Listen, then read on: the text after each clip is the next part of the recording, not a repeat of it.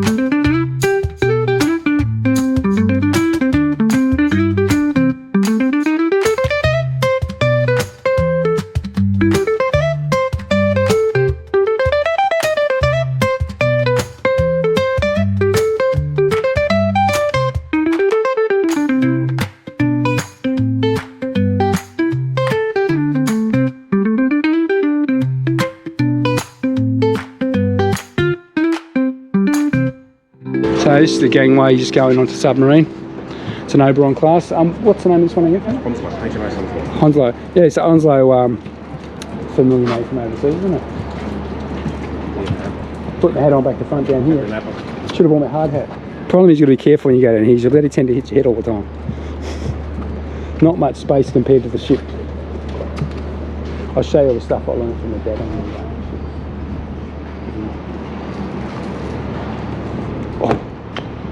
Is your dad in the armed forces at all?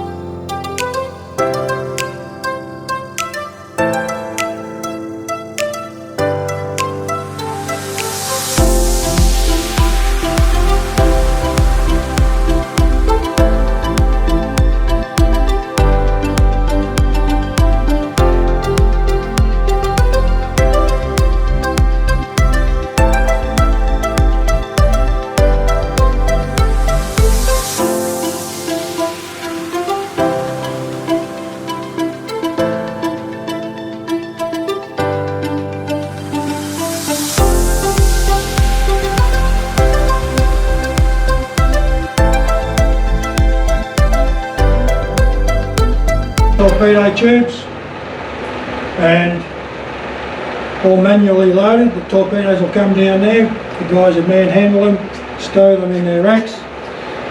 You have 6 in the tubes and they can carry up to 22 thereabouts, and they'd be racked out across the rest of the compartment.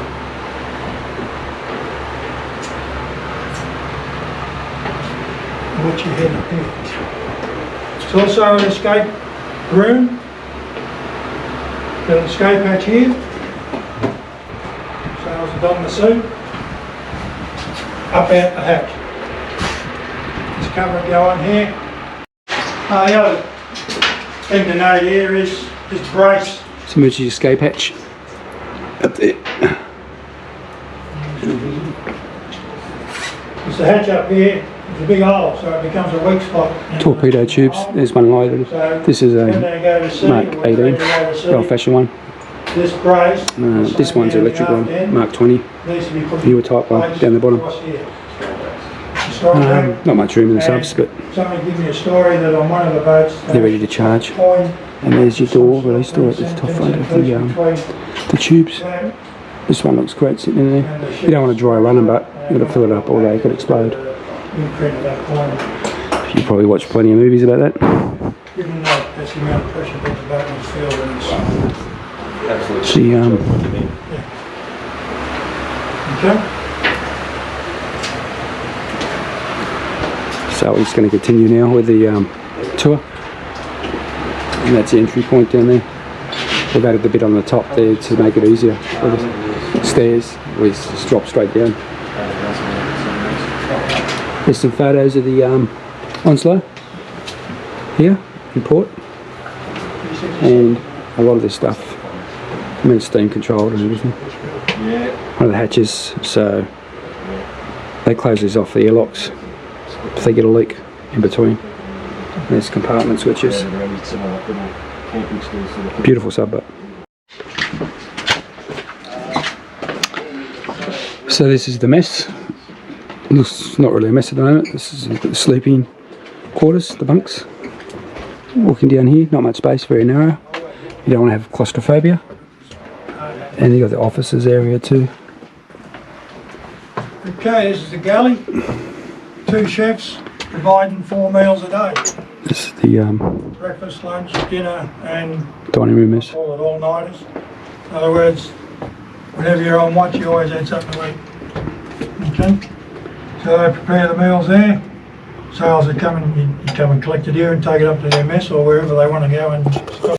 So any metal cans, they used to crush them up and I assume they probably put them in the bags and took them ashore, or they became dead weights over the side sometime. Because the environmental procedures back in submarine days in the 60s, 70s and that, they're probably non-existent. Okay? So, and when we go through this hatch, on the left-hand side is the coxswain's office. He's the most senior non-commissioned officer on board. That was his office. So there's the galley. The wardroom. Very tight, but when you want food, that's it. Let's go for this other compartment. Get through here. And these offices, oh, there's the flood this compartments. It's your tea and coffee.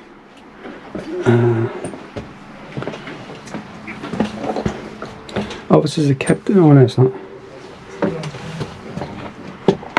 Oh, look at that. Very nice. Compression, ignition engines, racing car motor, dominoes. Nice flag, you can freeze that. Yeah, well, this is the captain's quarters, look. Do you have a look in here, Frank? Captain's quarters, do you have a look in there?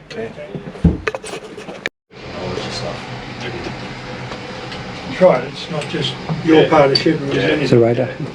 Okay, here we are in the control room, of course. Directly above your head there with the matey with the camera. Jeff. Jeff? Yep. That's the access to the bridge. Yep. Up the sail. And over there, you've got 2 fire control consoles. Right, when everything's aligned up the front end there, they can fire the torpedoes from here. They can also fire them locally from up there.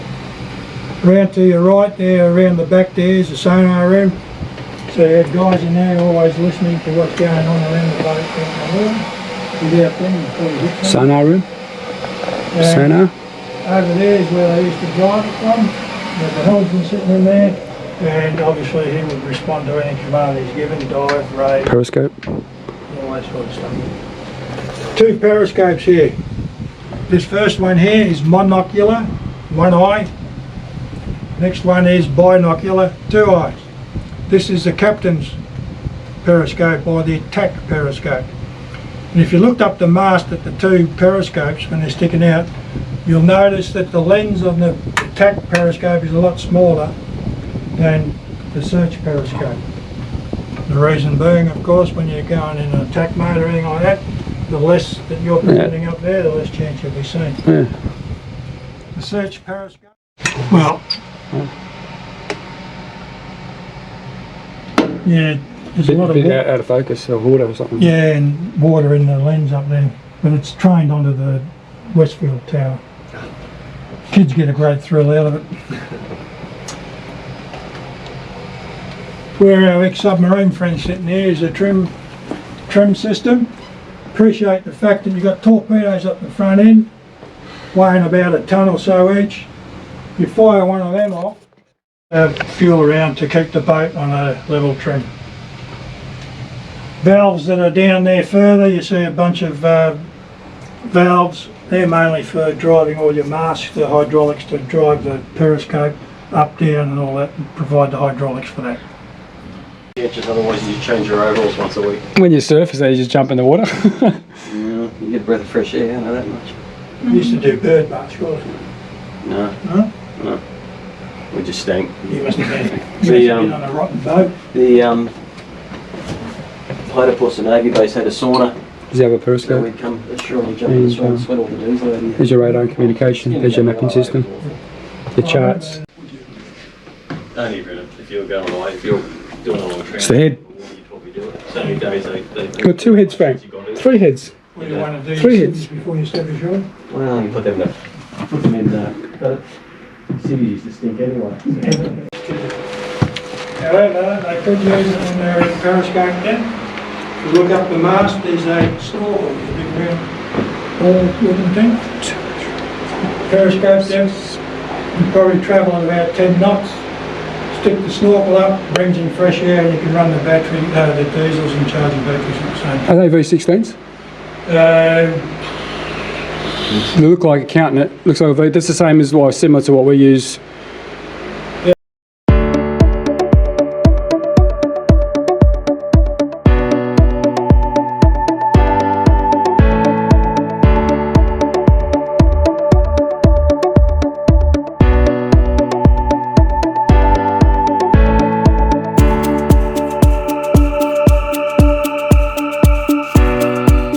So this is the engine room.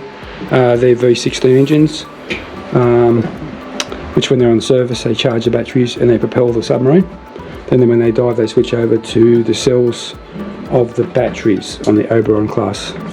They've been a great submarine in Australia, these, and now we're getting some nuclear submarines in the future, or near future, maybe. This was a comfy spot. Oh, our section, Frank. Frank, our section. Subby. Yeah, I wouldn't want that in there. Especially on the surface, because you Going through this to burn myself all the time in the bloody dreams. Another conservation space. So this is the engineer sat in here, Frank. Engineer sat in here. English electric. Really? So our sort of area. It's up to the deck, Frank. Come on down, Benji Bernard. Chris Folsom. Crabtree, get down here. Ah, air horn. Emergency system. Look at the size of these doors for the compartments. So watch your head. Get through here.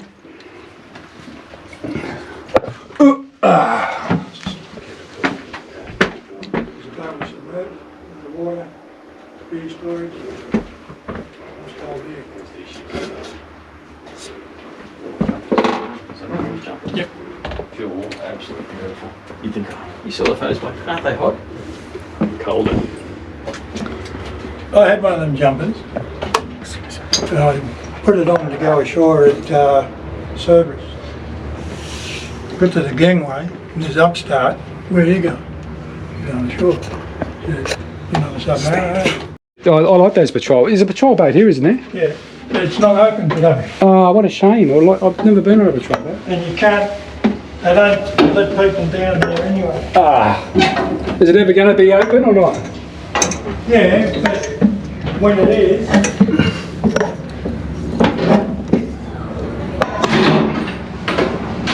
open, Oh, I'm trying to hold the camera. I'm just trying to hold the camera, that's all. It's all right. when it is open, Yep. you're limited to the upper deck, the flying bridge and the Okay. closed bridge. I know the Vampire fairly well. I know they stop. well, go through there again now. I've been there for years, that one. I was on the vendetta. Just love it. So basic when they build them up and then they fit them out. Everything. Oh.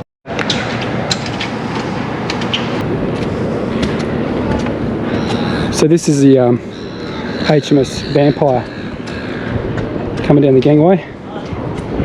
Oh, hang on, buddy, just chipped my knee. Oh.